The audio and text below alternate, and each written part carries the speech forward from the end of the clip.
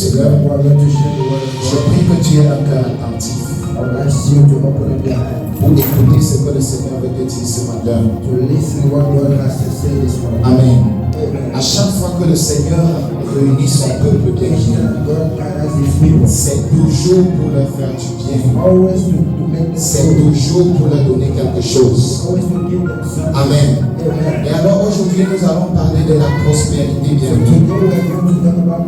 Nous allons parler, le thème de notre message, à la présence de Dieu rend prospère. La présence de Dieu rend prospère. Amen.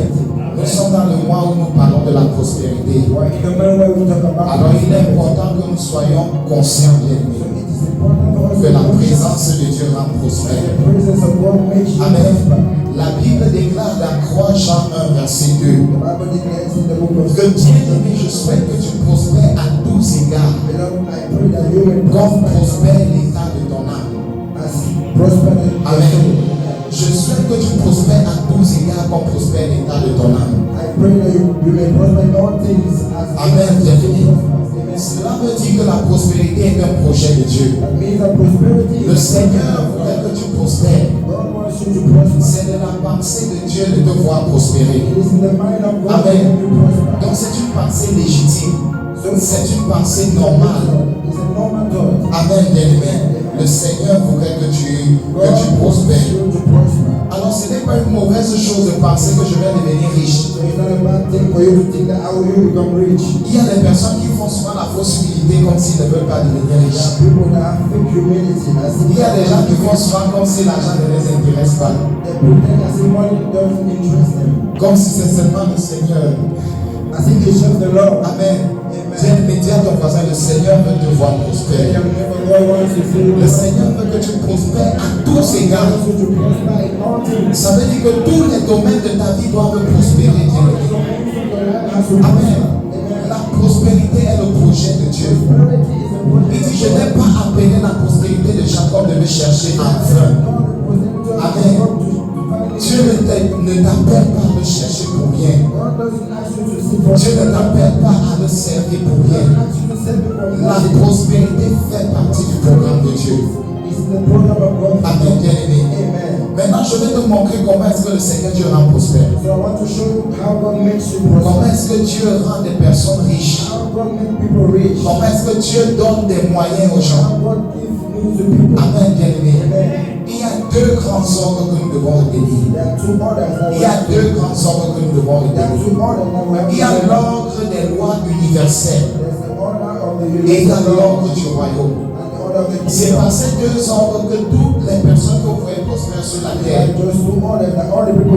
Amen, bien-aimé. Le premier ordre, c'est l'ordre des lois universelles. Alors il y a des lois bien-aimées que nous devons appliquer. Il y a des principes que nous devons appliquer si nous voulons récompenser la bien-aimée. Amen. Que tu sois chrétien ou que tu ne sois pas chrétien, si tu appliques ces principes bien-aimés, la prospérité va te suivre. La prospérité va se manifester dans ta vie. Amen. Et maintenant, je suis en train de parler d'abord du point de vue naturel. Avant de venir sur le point de vue spirituel. Amen, bien-aimé. Le premier principe, bien-aimé, c'est le principe de la production. Alors si tu veux être prospère, tu dois produire quelque chose. Si tu ne produis rien, bien-aimé, tu ne pourras pas expérimenter la prospérité. Tu dois absolument produire quelque chose. C'est ce qui fait que, bien-aimé, vous voyez plusieurs personnes travaillent, créent des entreprises, organisent des choses bien-aimées, parce que le but est de produire quelque chose que les autres vont consommer.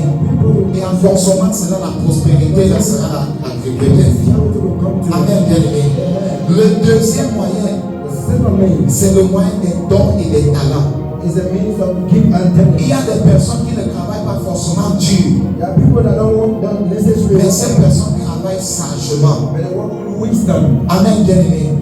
Bien-aimé, ce que le travail sage peut te donner en un jour, le travail dur ne peut pas te donner cela en une année. Amen. Alors c'est bien de travailler dur, mais c'est encore mieux de travailler avec sagesse. Amen, bien-aimé. Il y a des personnes à qui Dieu a donné des dons et des talents. Il y a des personnes à qui Dieu a donné des potentiels. Alors que de faire une navigation à vue dans le travail, il suffit seulement pour toi d'identifier qu'est-ce que Dieu a mis entre les mains. Qu'est-ce que Dieu m'a donné. Peut-être que tu connais écrire, peut-être que tu connais parler, peut-être que tu connais chanter. Bien fait, c'est le principe qui est régulier dans le monde entier. Il y a plusieurs personnes qui ne travaillent pas forcément avec toute la force que vous travaillez, mais ils sont quand même plus prospères que vous, parce qu'ils sont passés par le couloir des dons et des talents. Alors bien aimé, identifie ce que le Seigneur Dieu a mis entre tes mains. Parce que tu identifies cela, bien aimé, c'est aussi par là que ta bénédiction arrive. Amen, amen. Dieu me dit à ton voisin, travaille tes dons, travaille tes talents. Amen. Dieu me dit, si tu restes à la maison, tu ne travailles pas tes dons, tu ne travailles pas tes talents. Comment est-ce que tu vas devenir prospère? Si tu restes à la maison, tu ne produis absolument rien. Tu ne travailles pas. Tu n'as pas de dons. Tu ne travailles pas tes talents. Comment est-ce que tu vas devenir prospère? Comment est-ce que Dieu va faire pour que tu sois prospère? Amen. Parce que c'est par ces moyens-là que Dieu passe pour rendre les hommes prospères. Amen, amen. Mais le troisième moyen par lequel plusieurs sont prospères, c'est par le moyen de l'héritage. Amen. C'est le principe de l'héritage. Il y a plusieurs personnes bien aimées qui ne produisent absolument rien, qui n'ont même parfois pas de dons et de talents, mais qui sont quand même prospères. Parce que leurs parents ont travaillé pour eux. Amen. Ça nous fait penser à Salomon, bien aimé. Il a hérité tout un royaume. Amen. Mais bien aimé, même jusqu'à ce niveau-là, tu as besoin de la sagesse pour produire, pour pouvoir conserver ce qui t'a été donné. Amen. Même jusqu'à ce niveau-là, tu as besoin des dons pour pouvoir améliorer ce qui t'a été donné. Amen, amen. Donc, bien, voilà les trois principes universels par lesquels le Seigneur bénit les gens. Amen. Maman Blanche, je peux prendre ça, tu vas t'envoyer le verset.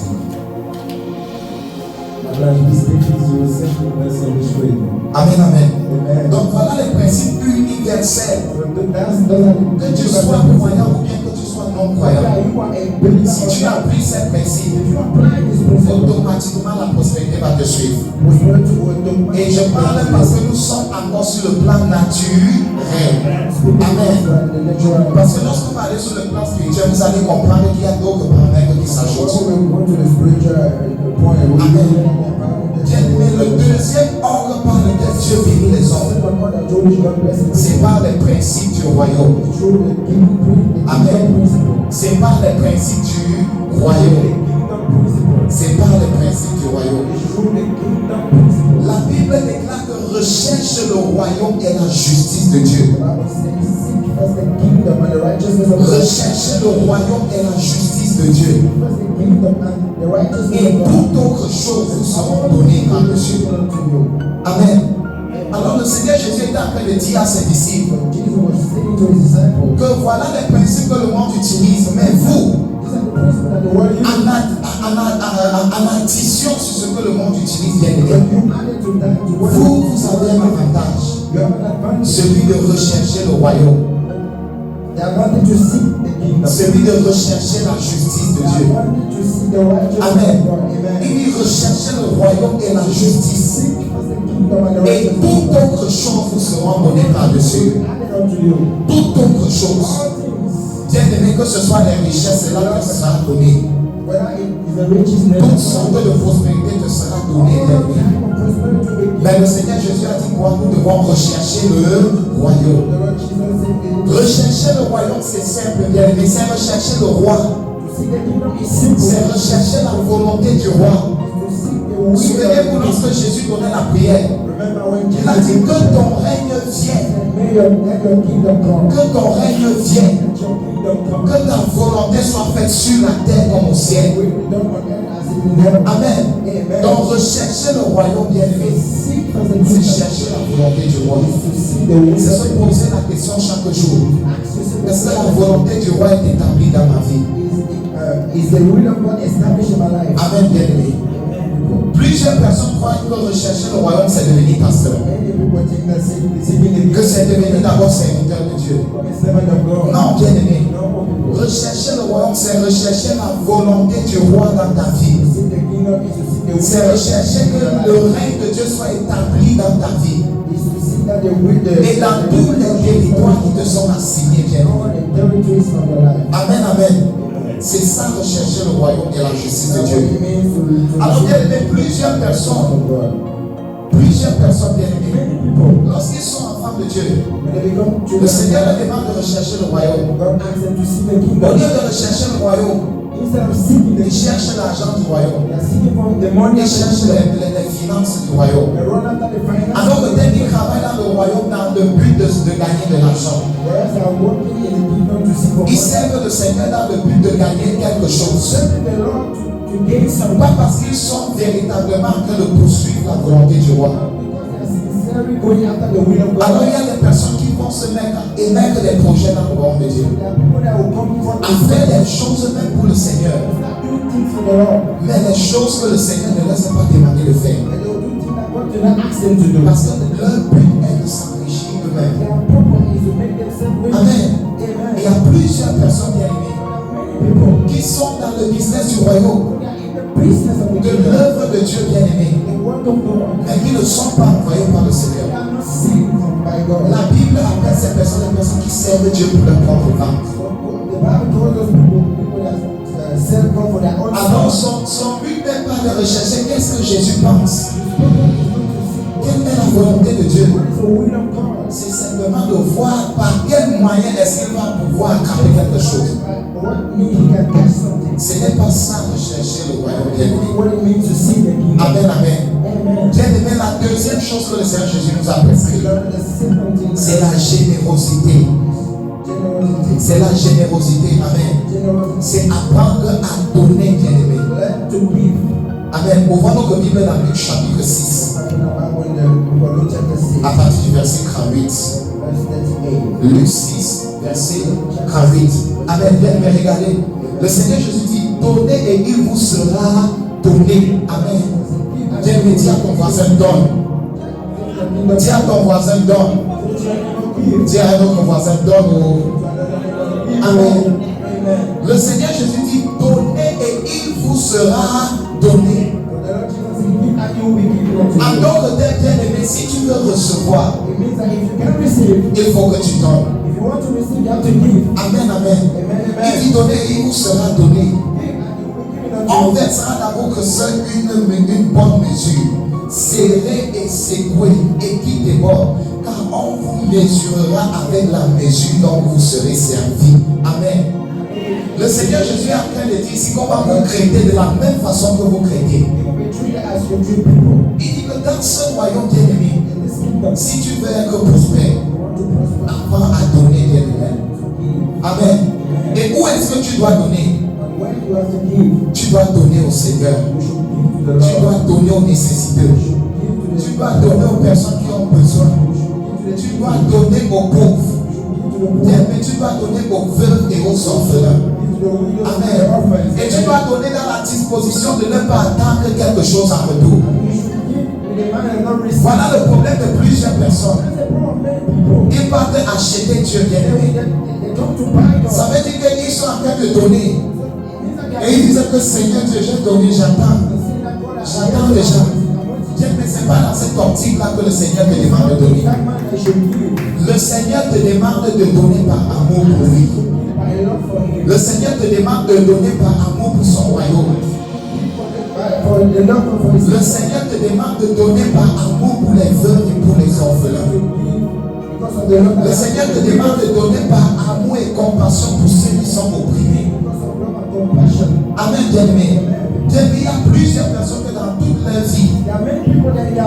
vie vie, c'est pour eux et pour leurs enfants. Ils ne peuvent aider personne. Et s'ils t'aident même, il va aller raconter dans tout Yaoundé que tu as aidé. Il va aller raconter à tous les hommes que quand tu vois celui-ci là, s'il est capable de faire telle chose, c'est moi. Ce n'est pas la méthode du Seigneur bien-aimé. Lorsque tu te conduis comme cela, tu es en train de perdre ta récompense. Tu es en train de perdre ta récompense devant le Seigneur. Amen, bien-aimé. Le Seigneur te dit donnez et il vous sera donné. Ainsi donc tu dois donner avec joie. J'avais expliqué ici un jour que donner c'est témoigner que je reconnais que Jésus est ma provision. Alors qu'une personne qui donnait en train de dire en d'autres termes que je reconnais que c'est Dieu qui pourvoit pour moi. Je ne peux pas être dans le manque. Amen, bien-aimé. Donc, bien-aimé, c'est la volonté du Seigneur que nous nous conduisons ainsi. La Bible dit dans Ecclésiaste 11 au verset 1. Il dit jette ton pain sur la face des eaux, car avec le temps tu le retrouveras. Il dit jette ton pain sur la face des eaux. Bien-aimé, naturellement parlant, si tu jettes ton pain sur la face des eaux, ça ne va jamais revenir à toi. Mais dans le royaume, bien-aimé, jette ton pain sur la face des eaux. Avec le temps tu le retrouveras. Bien-aimé, cela veut dire quoi? Cela veut dire que donne à cette personne où tu sais que cette personne ne pourra jamais te rembourser. Donne à cette personne où tu n'attends rien en retour de la personne. Où tu n'attends même pas qu'il te dise merci. Amen, bien-aimé. Mais ne me comprenez pas. Bien-aimé, lorsque tu reçois aussi, apprends à dire merci. Amen. Dis merci jusqu'à la personne là, elle tient compris ton merci. Sois reconnaissant, bien-aimé. Amen. Mais la mentalité de celui qui donne, il donne au Seigneur. Que ce soit pour l'œuvre de Dieu à l'église, que ce soit pour soutenir une veuve, que ce soit pour soutenir un orphelin, ou bien une personne qui est opprimée. Bien, mais la personne ne donne pas en attendant quelque chose en retour. Disant que telle personne m'a déjà donné quoi? Pourquoi est-ce que moi je vais l'aider? Dieu, mais nous tenons souvent ce langage. Nous disons souvent que je ne peux pas faire telle chose à l'église. Parce que quand c'est mon tour, on n'a pas fait cela pour moi. Je ne peux pas faire telle chose dans la famille. Parce que quand c'était mon tour, on n'a pas fait cela pour moi. Amen. La seule question que tu dois te poser, est-ce que le Seigneur est pour que je donne? Si le Seigneur dit oui, mon fils, donne, vas-y, donne seulement. Amen. Le reste là ne t'intéresse plus. Que cette personne te déteste ou pas, bien-aimé, tu vas la bénir avec le bien. Et bien-aimé, la preuve que tu es une personne élevée, c'est que tu donnes. La main qui donne est toujours au-dessus. Et la main qui reçoit est toujours en dessous. En d'autres termes, bien-aimé, quand tu donnes, tu es en train de témoigner que toi tu es au-dessus. Tu es en train de témoigner que toi tu es élevé. Amen, bien-aimé. Un jour, le roi David a dit, je ne donnerai pas au Seigneur ce qui ne m'a pas coûté. Le roi David est allé acheter pour une terre. Et les hommes qui les possesseurs de cette terre ont dit que non, roi David, prends la terre qui te plaît.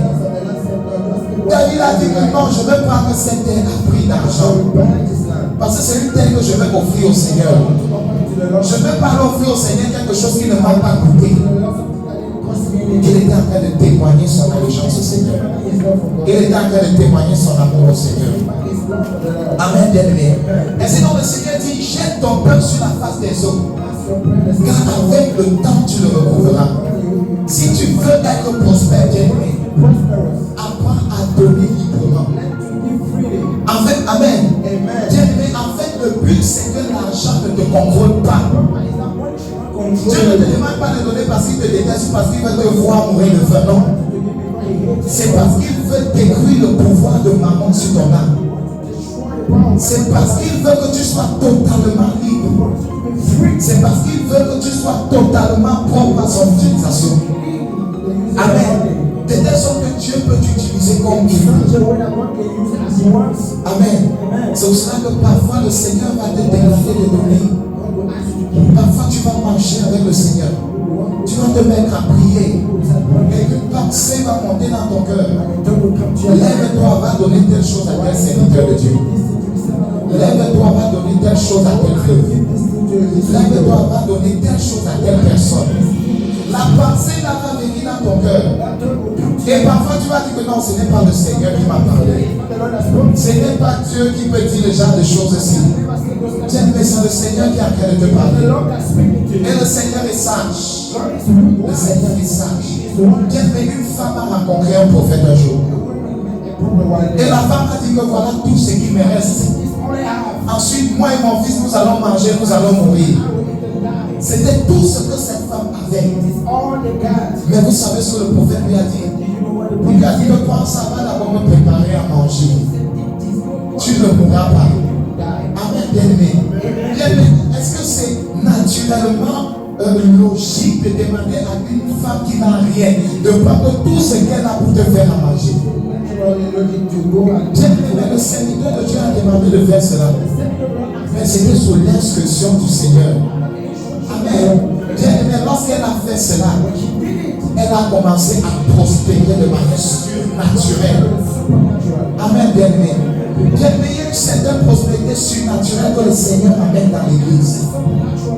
Il y a une certaine prospérité que le Seigneur veut déverser sur son peuple. Mais il faudrait que cette personne, bien-aimée, mette en pratique les lois universelles. Mais qu'elle pratique aussi les lois du royaume. Amen.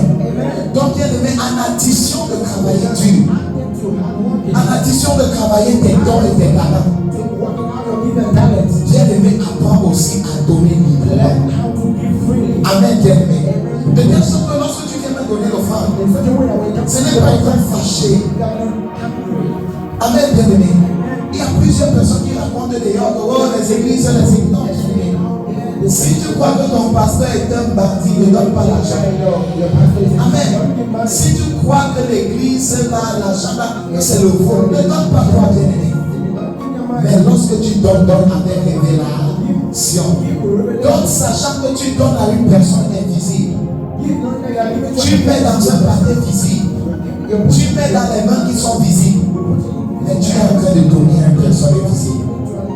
Amen, amen. Bien, mais je vais vous montrer maintenant le cœur de la prospérité.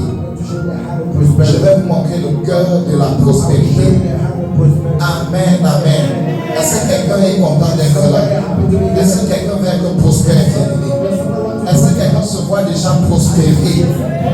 Amen, amen.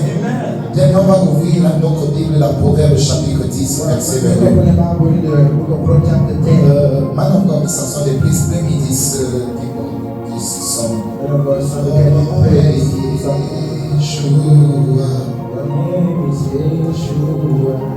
Amen, amen.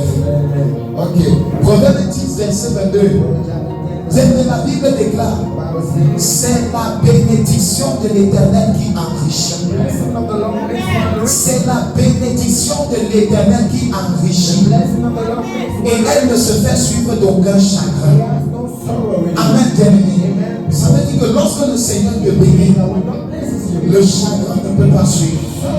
Le malheur n'est pas attaché à cette bénédiction. Mais bien-aimé, regarde. Le Seigneur n'est pas le seul esprit qui bénit. Le Seigneur n'est pas le seul esprit qui enrichit. Il y a plusieurs personnes dans le monde qui sont riches et sans Jésus. Il y a plusieurs personnes dans le monde qui ont des moyens financiers, mais que cela ne vient pas de Jésus. Que cela ne vient pas de Jésus. Mais la différence dans le royaume, c'est que cela ne se fait suivre d'aucun chagrin. Amen, bien-aimé. Donc, bien-aimé, si l'Éternel te bénit, sache qu'il n'y aura pas de chagrin.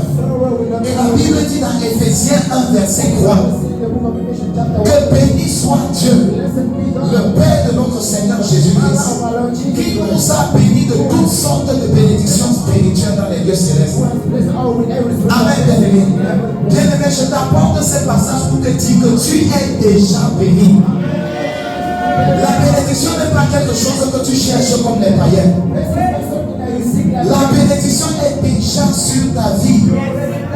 La bénédiction plane déjà sur ta vie. Partout où tu pars, bien-aimé, la bénédiction t'accompagne. Bien-aimé, laisse-moi te dire que la bénédiction est d'abord spirituelle avant d'être matérielle. La bénédiction financière est d'abord spirituelle. La bénédiction matérielle est d'abord spirituelle. Et la Bible déclare que béni soit Dieu, le Père de notre Seigneur Jésus-Christ, qui nous a bénis de toutes sortes de bénédictions spirituelles dans les lieux célestes en Christ. Dans les lieux célestes en Christ. Dieu, mais tu peux remarquer quelque chose ici. Ta bénédiction n'est pas sur la terre. Ta bénédiction est quelque part. C'est dans les lieux célestes. Et quand je parle des lieux célestes, bien aimés, certaines personnes pensent que c'est le paradis. Non, ce n'est pas le paradis. C'est comme la Bible le dit, les lieux célestes en Christ. Ce sont les lieux élevés dans le règne spirituel. La Bible est là que ta bénédiction est là-bas. Ta bénédiction est là-bas. Alors tu es déjà béni. Mais il faut que tu prennes cette bénédiction-là. Que tu t'appropries de cette bénédiction-là. De telle sorte qu'elle se matérialise dans ta vie naturelle. De telle sorte qu'elle se matérialise dans ta vie physique. Amen, bien-aimé. Donc les chrétiens ne cherchent pas à être bénis. Vous savez, moi, les personnes, oh Dieu, bénis-moi. Des chrétiens peuvent prier ça avec ignorance. Oh Seigneur, Dieu, bénis-moi. Seigneur, Dieu, bénis ceci. Au lieu de dire, Père, je te remercie parce que je suis béni. Père, je te remercie parce que je suis prospère. Père, je te remercie pour telle chose. Amen. La Bible dit dans Philémon 1, verset 6 que la participation de votre foi devient effective par la reconnaissance de toute bonne œuvre en vous. Amen. Alors que voir les choses que Dieu a dit sur vous deviennent effectives lorsque vous le reconnaissez dans votre vie. Amen, bien-aimé. Alors aucun enfant de Dieu ne cherche à être béni. Les enfants de Dieu sont déjà bénis. Ce sont les enfants du Fils du Très-Haut. Amen, bien-aimé. Maintenant, comment entrer dans cette prospérité? Comment manifester cette prospérité? Amen, bien-aimé. Nous devons savoir maintenant comment manifester cette prospérité. Comment télécharger cette prospérité-là pour que cela se manifeste dans notre vie de tous les jours. Amen, bien-aimé. Qui veut savoir comment télécharger ça? Alors, si je te dis comment télécharger, tu parles de ça si tu télécharges, demain tu es riche. Amen. Amen, amen. Bien-aimé, c'est possible d'être prospère. La Bible déclare que ton Dieu ordonne que tu sois puissant. Dieu a dit à Abraham que je rendrai ton nom grand, comme les grands qui sont sur la face de la terre. Amen. On a dit qu'il élève le pauvre. Du fumier, il élève le pauvre pour le faire asseoir avec des grands. Donc, bien aimé, la question n'est pas ta situation précaire. La question n'est pas ce que tu traverses actuellement. La question c'est est-ce que tu connais comment est-ce que tu dois amener cette prospérité dans ta vie? Est-ce que tu connais comment, bien aimé? Je vais te dire comment. Amen, amen. Bien aimé, la première chose,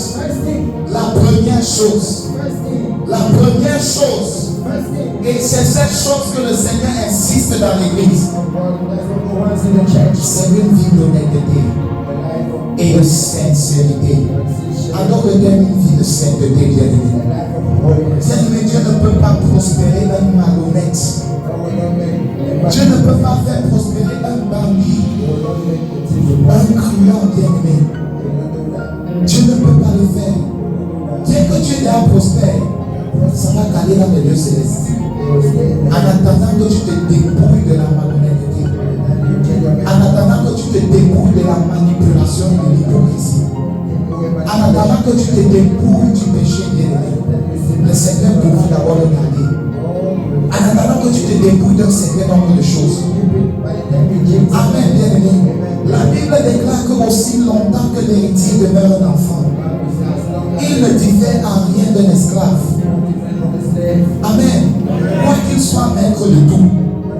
Alors nous sommes le peuple héritier de Dieu. La Bible dit que nous sommes héritiers de Dieu et co-héritiers avec Christ. Mais bien, nous ne devons pas demeurer des enfants. Prends votre Bible dans 2 Timothée 2, verset 19. Wow, I like it. 2 Timothée 2, verset 19. Bien, vous pouvez regarder ce que le Seigneur dit. Il dit néanmoins le solide fondement de Dieu reste debout.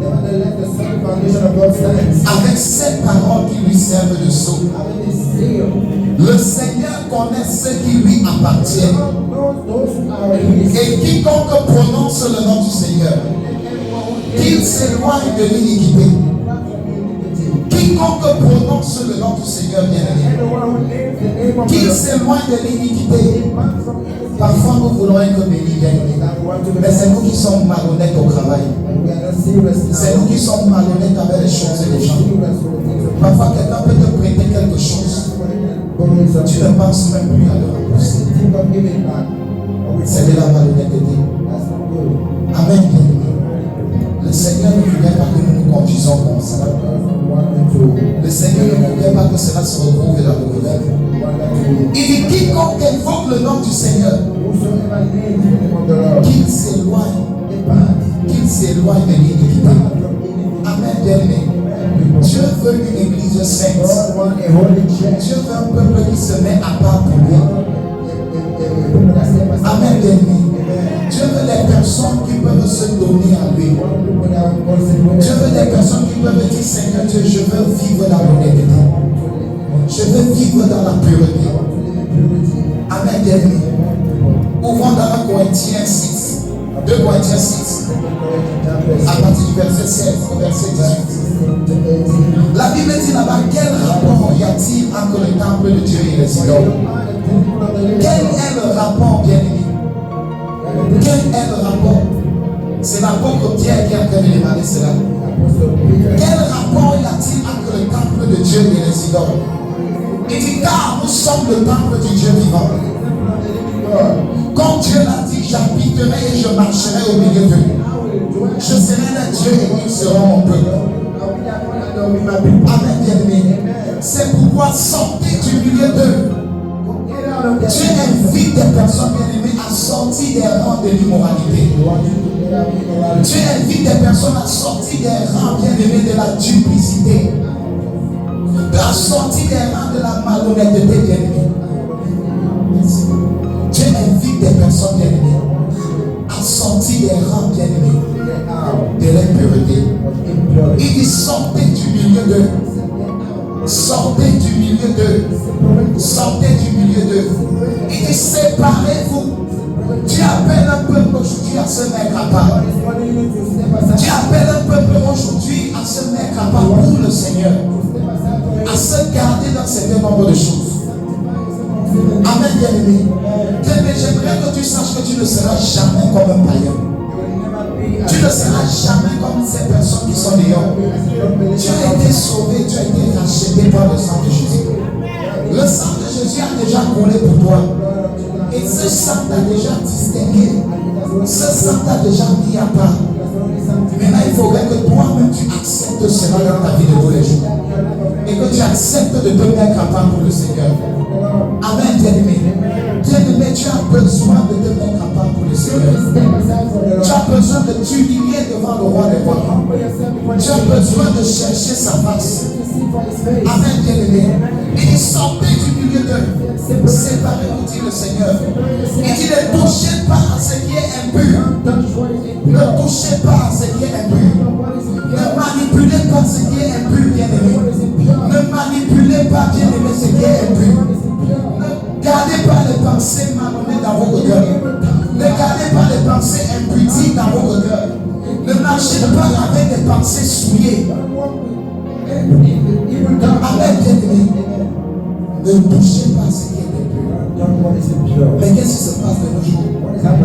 Nous, les enfants de Dieu, c'est nous qui sommes dans la pornographie. Ce sont les enfants de Dieu qui sont dans la dureté. Ce sont eux qui sont dans la fornication. Ce sont eux qui viennent à l'église et qui en même temps gardent certains cris dans leur sang. Ce sont ces personnes bien-aimées dit, Amen, je ne sais pas, ils sont en train de jouer avec le Seigneur. Ils ne sont pas sérieux. Bien aimé, le Seigneur dit, ne touchez pas ce qui est de lui. Et je vous accueillerai. Et que si vous ne touchez pas, moi je vais vous accueillir. Et vous allez savoir que je suis le véritable Dieu qui est prospère. Amen, bien aimé. Ne touchez pas ce qui est impur. Et je vous accueillerai. La deuxième méthode, bien aimé, ou bien le deuxième moyen, c'est de se préparer dans la présence de Dieu. C'est de se préparer dans la présence. Le Seigneur Dieu appelle son peuple dans sa présence. Le Seigneur Jésus appelle son peuple dans sa présence. Toi qui écoutes le son de ma voix, le Seigneur t'appelle dans sa présence. Le Seigneur t'appelle dans ce lieu secret où tu peux communier avec lui. C'est pratiquer la présence de Dieu. Amen, bien-aimé. C'est pratiquer la présence de Dieu. Ouvrons le Psaume 91, verset 1. Psaume 91, verset 1. La Bible déclare là-bas que celui qui demeure sous l'abri du Très-Haut repose à l'ombre du Tout-Puissant. Le Seigneur vient de nous montrer ici qu'il y a un abri. Cet abri-là s'appelle l'abri du Très-Haut. L'abri du Très-Haut. C'est un lieu que le Seigneur a préparé pour toi et pour moi.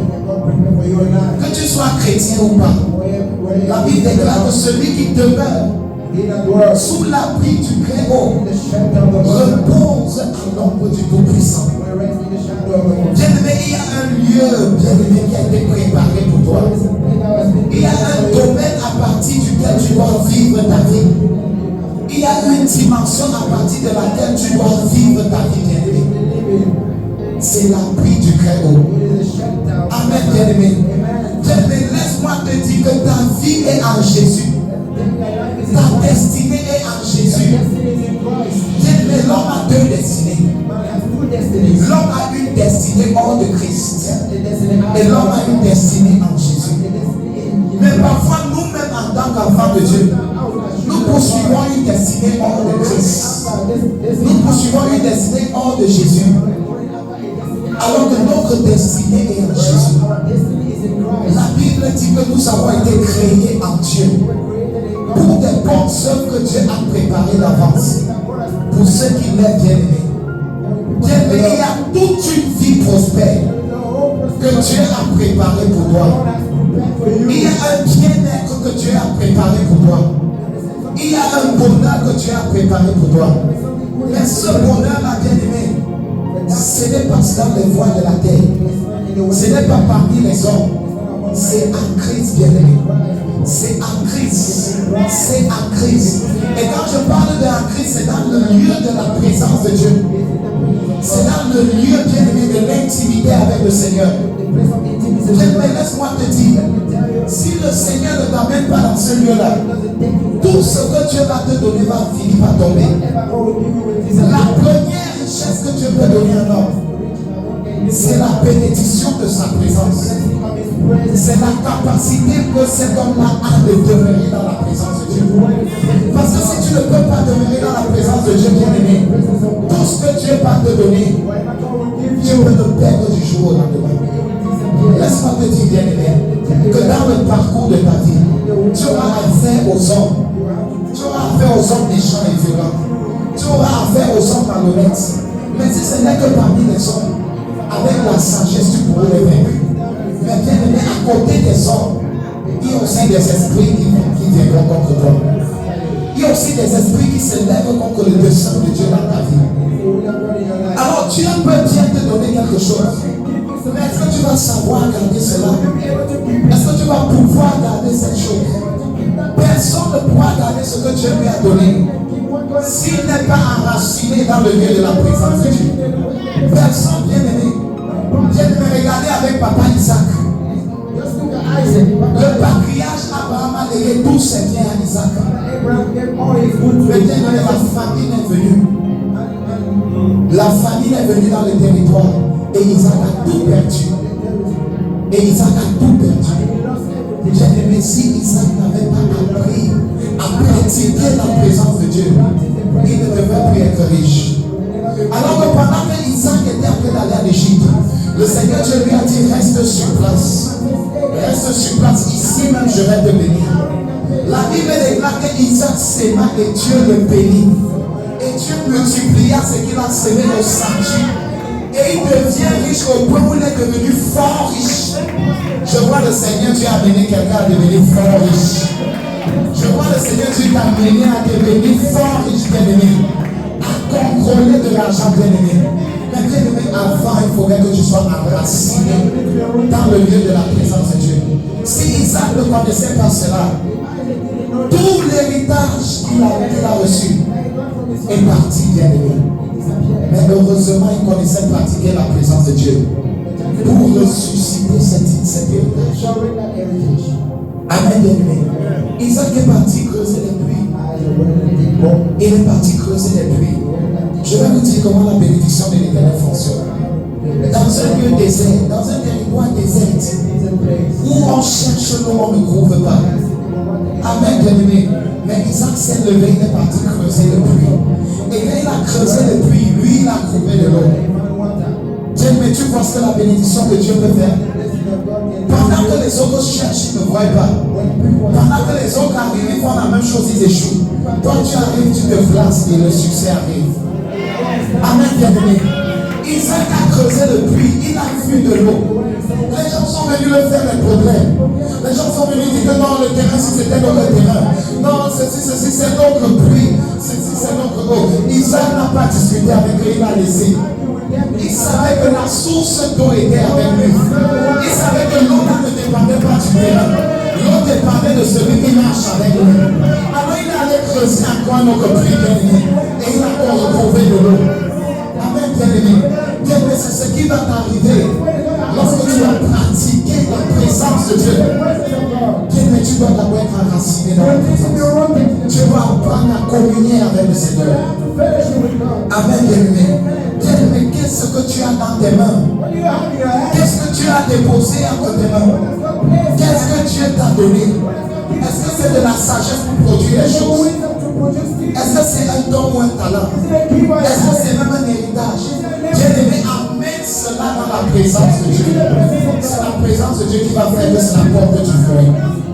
Et c'est la présence de Dieu qui va faire que cela demeure. Amen, bien-aimé. Sans présence de Dieu, toute bénédiction est vaine. Sans présence de Dieu comme fondation, bien-aimé, la bénédiction devient une malédiction. Sans présence de Dieu, la bénédiction peut te détruire, bien-aimé. Sur ça, il y a des personnes qui pleurent, oh Seigneur Dieu, bénis-moi. Mais tu es orgueilleux. Si le Seigneur Dieu met 2 millions entre tes mains, tu ne vas même plus saluer les gens.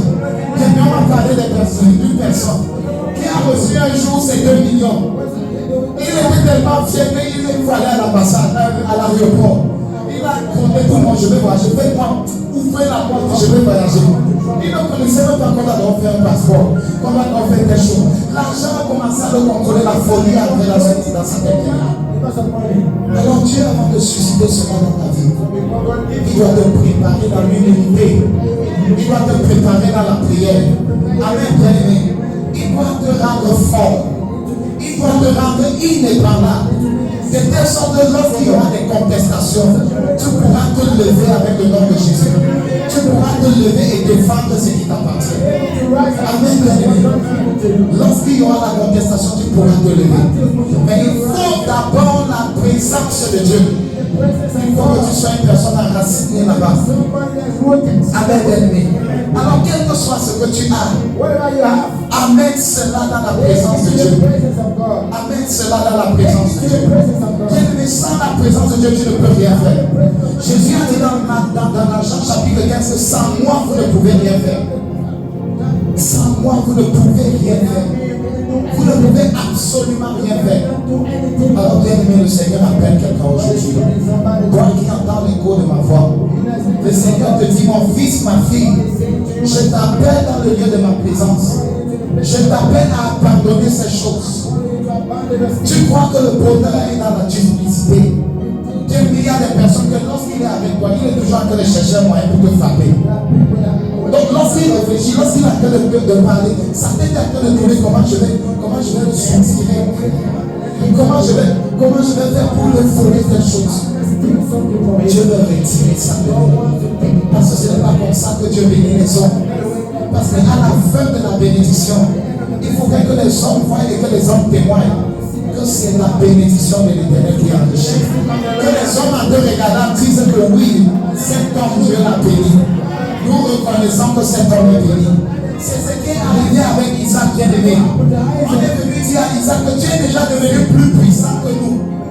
Dieu a béni papa Isaac au point où il est devenu fort plus qu'une nation. Sa richesse, il pouvait déjà comparer sa richesse à la richesse de son pays. Il pouvait déjà comparer ses biens aux biens de son pays bien-aimé. Amen, bien-aimé. C'est ce que le Seigneur peut faire avec toi. C'est ce que le Seigneur peut faire avec toi. Alors, au lieu de regarder chaque jour dans les inquiétudes, au lieu de te battre par tes propres forces, apprends à utiliser la force de Jésus. Proverbe 24, verset 10. La Bible dit que si tu faiblis au jour de la détresse, c'est que ta force n'est que détresse. Il y a un jour où la détresse vient. Il y a un jour que la Bible appelle le mauvais jour. Je vous en ai déjà parlé. Il y a un jour que la Bible appelle le mauvais jour qui a signé pour chaque personne à venir. Et ce jour n'est pas orchestré par Dieu. Ce jour est orchestré par l'ennemi de Dieu. La Bible dit que si ce jour-là tu faiblis, c'est parce que tu manques de force. C'est que ta force n'est que détresse. Amen, bien-aimé. Alors, bien-aimé, tu dois apprendre à partir de la force dans la présence de Dieu. La Bible déclare qu'il exerce maintenant au combat. Tu dois passer du temps dans la présence de Dieu où Dieu t'apprend à combattre. Où Dieu t'apprend à te tenir dans sa présence. Amen, bien-aimé. Laisse-moi te dire, et je le redis encore, le problème n'est pas que les millions viennent à ta vie. Le problème, c'est que tu pourras garder ces millions. Est-ce que tu pourras garder cela? Est-ce que Dieu lui-même pourra même encore te garder quand tu auras ça? Est-ce que Dieu pourra encore te garder? Parce que ça pourra devenir ton prochain Dieu. Alors c'est dans le lieu de la présence de Dieu que Dieu t'apprend à pardonner, que Dieu t'apprend à t'humilier, que Dieu t'apprend à patienter, que Dieu t'apprend à devenir patient. Amen, bien-aimé. C'est dans le lieu de sa présence. Il dit, si tu faiblis au jour de la détresse, c'est que ta force n'est que détresse. Bien-aimé, tu dois avoir de la force. Tu dois avoir de l'énergie. Tu dois avoir de la consistance, bien-aimé. C'est ça qui est la fondation de toute prospérité dans ta vie. De toute bonne prospérité dans ta vie. Amen, bien-aimé. Amen. Quelqu'un a dit que les cheveux blancs ne sont pas pour les petits enfants. Ce sont pour les personnes qui sont matures, qui sont passées par un processus. Amen, bien-aimé. Nous sommes dans une génération où tout le monde veut tout le même jour. Une génération fast-food. Une génération où chacun veut être riche du jour au lendemain. Où chacun veut seulement le la. Et personne ne veut laisser le Seigneur le conduire. Mais bien aimé, que cela ne soit pas ton cas. Que cela ne soit pas ta portion. Je te vois passer dans la présence de Dieu. Je te vois demeurer dans la présence de Dieu. Et je vois le Seigneur Dieu te bâtir. Je vois le Seigneur Dieu te forger. Amen, amen, bien aimé. Bien-aimé, c'est dans la présence de Dieu que tu prépares un certain nombre de choses. C'est dans la présence de Dieu que le Seigneur te forge tes dons et tes talents. Vous connaissez comment Dieu bénit les hommes, bien-aimés. Dieu bénit les hommes aussi par les hommes. Amen, bien-aimé. Ce n'est pas forcément ton diplôme qui va te bénir. Mais il y aura un jour que Dieu va te prendre, qui va t'amener devant un grand. Il va t'amener devant une autorité. Et c'est cette autorité qui doit t'ouvrir la porte. Mais bien-aimé, le Seigneur le fait plusieurs fois dans nos vies. Mais nous arrivons là-bas, nous mouillons le maillot. Regardez la vie de Joseph. Joseph a appris à interpréter les songes. Il ne savait pas comment le Seigneur Dieu devait le faire. Mais il communiait avec Dieu. De telle sorte qu'il pouvait déjà interpréter les songes. Toi, qu'est-ce que tu peux faire? Qu'est-ce que tu as appris dans la présence de Dieu? Qu'est-ce que tu as bâti dans la présence de Dieu? Que Dieu peut t'utiliser avec. Bien-aimé, il y a des personnes parmi vous que Dieu peut te prendre. Il y a des hommes que Dieu peut t'amener devant un grand. Et il va te donner simplement 15 minutes pour parler là-bas. Et après ces 15 minutes, ta destinée pourra changer. Mais il y a des gens qui sont là, ils fuient la présence de Dieu. Alors lorsque l'opportunité vient, il va sortir de la cage du quartier devant les voix. La personne qui a l'autorité va dire que mais celui-ci sort d'où? Qui l'a même amené? Si on n'a pas besoin du genre de personnes ici. Alors que c'était une opportunité que le Seigneur devait le donner. Alors dans la présence de Dieu, tu apprends même à parler. Tu apprends à interpréter les songes. Tu apprends à formuler des projets. Tu apprends à écouter Dieu. Tu apprends à discerner. Tu apprends un certain nombre de choses. Et dès que quand Dieu va te donner l'opportunité devant le roi, bien-aimé, ce que tu auras appris va ressurgir ce jour. C'est ce qui s'est passé avec Joseph. Un bon matin, on est venu dire à Joseph, lève-toi, sors de la prison. Aujourd'hui même, tu vas rencontrer le grand roi, le pharaon de tout l'Égypte. Le pharaon te demande, le pharaon t'appelle. Et voilà une opportunité qui est donnée à Pharaon, à Joseph. Mais si Joseph ne pratiquait pas la présence de Dieu, si Joseph était au Saint-Quartier, ça, un buveur et un mangeur, quelqu'un qui ne connaît pas jeûner, quelqu'un qui ne connaît pas prier, quelqu'un qui ne connaît pas invoquer l'Éternel, il devait arriver devant le pharaon, il devait craquer la tête.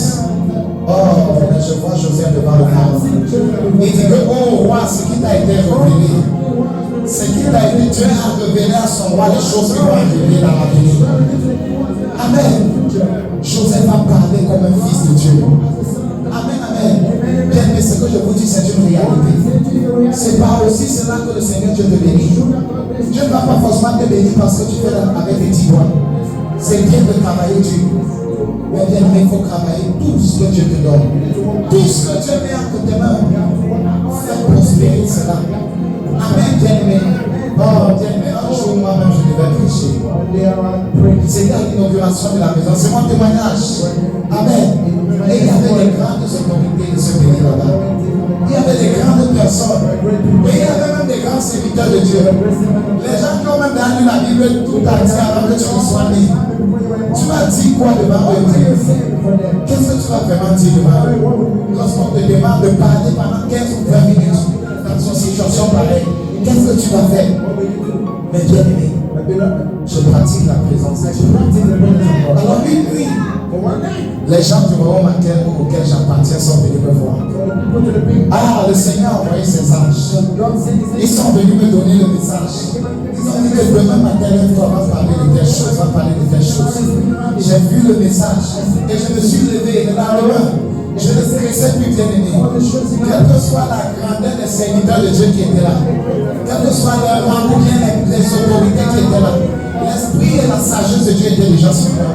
Je me suis mis seulement à proclamer les paroles. Bien aimé, et la sagesse de Dieu s'est répandue partout où je parlais.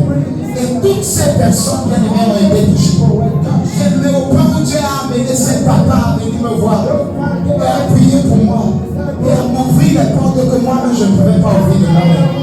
Amen, bien-aimé. La présence de Dieu va t'amener devant des opportunités. Le Seigneur Dieu pour t'offrir, pour te bénir, va te donner des opportunités. Mais tu dois avoir cultivé un certain nombre de choses dans la présence de Dieu. Imaginez que Dieu devait parler comme cela, je n'entendais pas. Je ne connaissais pas comprendre ce que Dieu dit. Imaginez cela. Je devais me lever et aller être conflit contre le monde. Bien-aimé, Dieu peut te donner l'opportunité de parler devant un roi, devant ton patron.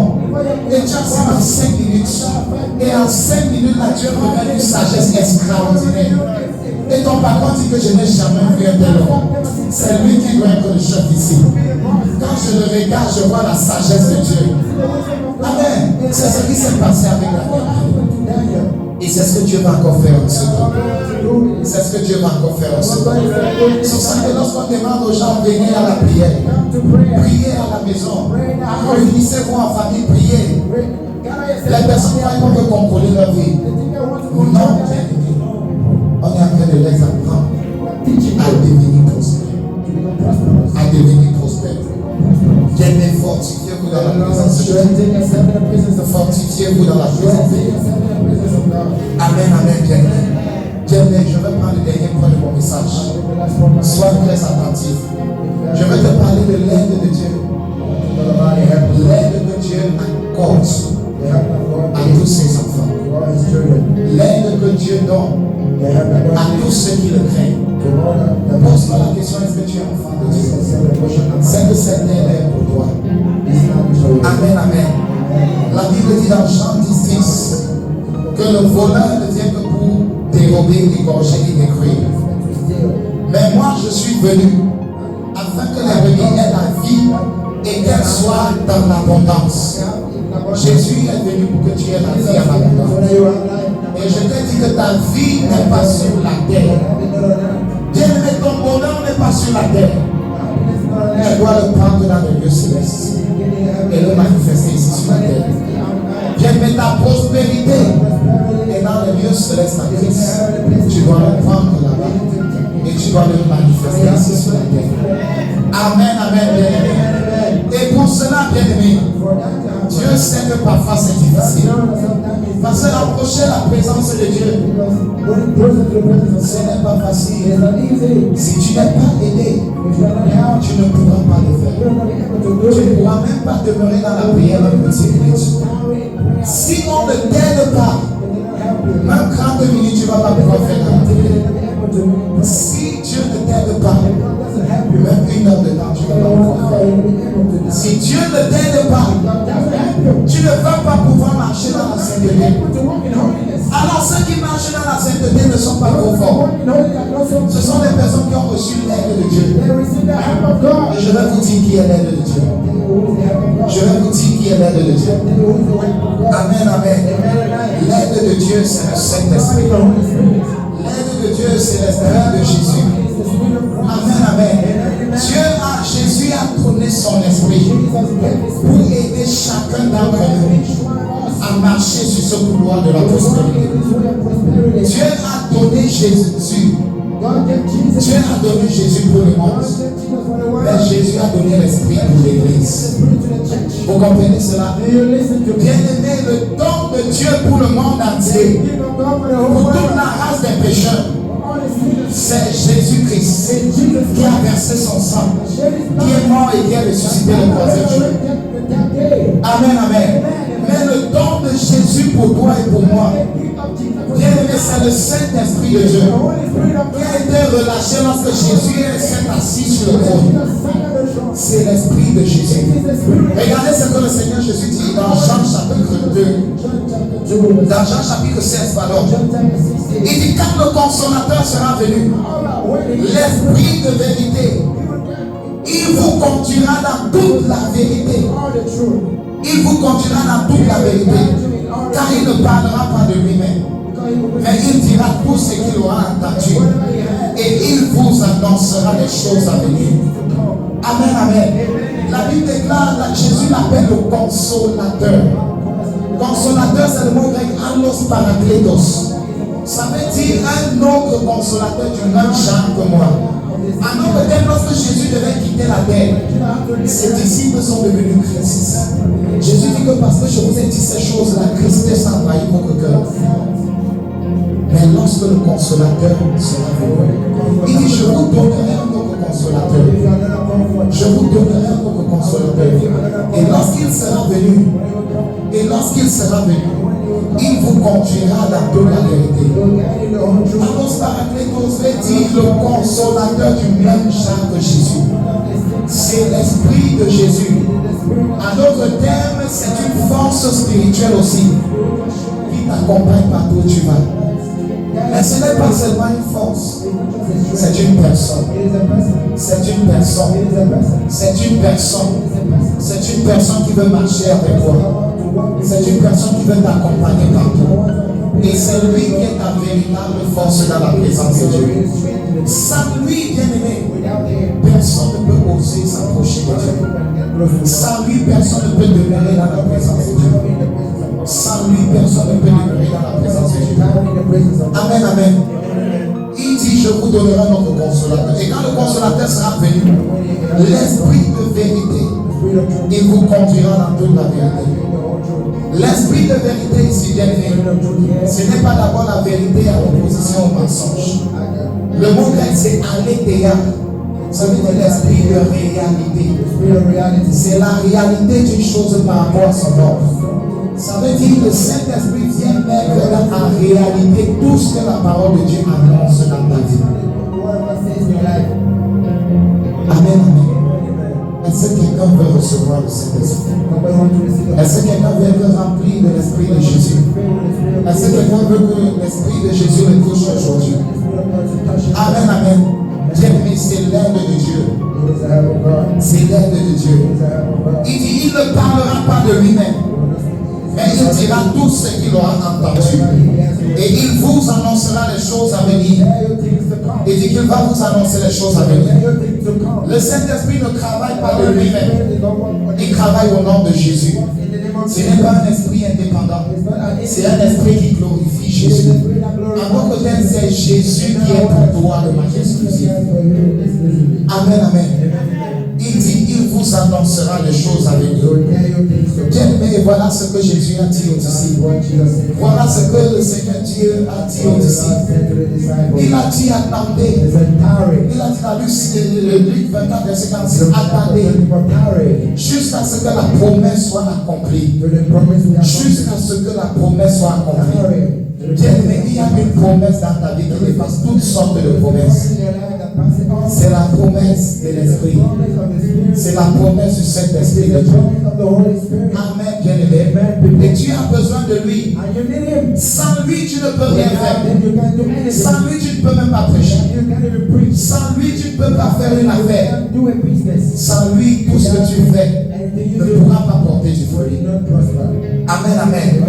Bien-aimé, les apôtres ont écouté ce que Jésus a dit. Et ils ont entendu. Et dans Actes chapitre 2, la Bible dit que pendant qu'ils étaient tous rassemblés, tout à coup il vint du ciel un bruit comme celui d'un vent impétueux. Et il remplit toute la salle. Et des langues semblables à des langues de feu leur apparurent séparément. Et ils se mirent tous à parler en d'autres langues. Bien-aimé, lorsque le Saint-Esprit vient aussi dans ta vie, lorsque le Saint-Esprit vient dans ta vie, il peut t'amener à parler une langue que tu ne connais pas. Il peut t'amener à parler en d'autres langues. Lorsque nous sommes en train de parler en d'autres langues, ce n'est pas de la folie. Ce n'est pas de la folie, ce n'est pas de l'émotion, ce n'est pas du désordre. Mais c'est une opération spirituelle. Amen, amen. Le Seigneur Jésus a dit dans Actes chapitre 1, verset 8. Il dit, quand le consolateur, Acte 1, verset 8, ouvrons cela. Ouvrons cela. Il dit voilà, mais vous recevrez une puissance. Le Saint-Esprit survenant sur vous, et vous serez mes témoins. Et vous serez mes témoins. Si tu veux être un véritable témoin de Dieu, tu auras besoin de force et de puissance. Tu auras besoin d'une autorité. Amen, amen. Bien-aimé, si tu n'as pas de force, si tu n'as pas de puissance, même un marabout pourra te vaincre. Bien que tu sois enfant de Dieu. Même un sorcier pourra te vaincre. Bien que tu sois enfant de Dieu. C'est ça qui dit, mais vous recevrez une puissance. Le Saint-Esprit survenant sur vous. Et vous serez mes témoins. Et c'est la promesse du Seigneur bien-aimé. Il a dit dans Joël chapitre 2 verset 28. Après cela je répandrai de mon esprit. Je répandrai de mon esprit. Je répandrai de mon esprit sur toute chair. Vos fils et vos filles prophétiseront. Vos jeunes gens auront des visions. Et vos vieillards auront des songes. Et vos vieillards auront des songes. Bien-aimé, lorsque l'Esprit vient sur quelqu'un d'élevé, cette personne peut prophétiser. Cette personne doit parler en d'autres langues. Cette personne doit s'exprimer en d'autres langues. C'est une puissance surnaturelle qui vient sur toi. Et c'est cette puissance qui te permet de demeurer dans la présence de Dieu. Alors vous allez voir avec Papa Pierre qui a renié le Seigneur Jésus devant une petite fille. Il a renié le Seigneur Jésus jusqu'à dire je ne le connais pas. Mais lorsqu'il a reçu la puissance, lorsqu'il a été revêtu de l'onction du Saint-Esprit, la Bible dit que Pierre s'est placé devant près de 3000 hommes. L'homme qui avait peur d'une petite fille, il s'est placé devant 3000 hommes. Et il a dit à haute voix que toute la maison d'Israël sache aujourd'hui que Dieu a fait Seigneur et Christ Jésus que vous avez crucifié. Il savait que prononcer cette phrase en Jérusalem, c'était la mort. Mais il n'avait plus peur. Parce qu'une force est venue sur lui. Parce qu'une personne est venue marcher avec lui. C'est la présence de Dieu bien-aimé. La présence de Dieu, c'est le don de Dieu à l'église. Maintenant, nous allons prier. La présence de Dieu, c'est le don de Dieu à l'église. C'est le don de Jésus à l'église. Il n'y a pas de plus grand don que Jésus peut te donner. Si ce n'est le don du Saint-Esprit de Dieu. C'est pour cela qu'en tant qu'enfant de Dieu, tout ce que tu dois désirer, c'est le Saint-Esprit. C'est lui, bien-aimé. C'est lui qui va t'accompagner dans ta marche. C'est lui qui va t'accompagner dans ta marche. C'est lui qui va faire de toi un témoin. Amen, bien-aimé. C'est lui qui va faire de toi un témoin. Il a dit dans les derniers jours, je répandrai de mon esprit sur tout chair. Bien-aimé, nous sommes dans les derniers jours. Et nous sommes dans les derniers jours. Il dit, je répandrai de mon esprit sur tout chair. Vos fils et vos filles prophétiseront. Vos jeunes gens auront des visions. Et vos vieillards auront des songes. Bien-aimé, commence à élever le nom du Seigneur. Mets-toi debout et commence à l'adorer. Nous allons communier avec le Saint-Esprit. Nous allons communier.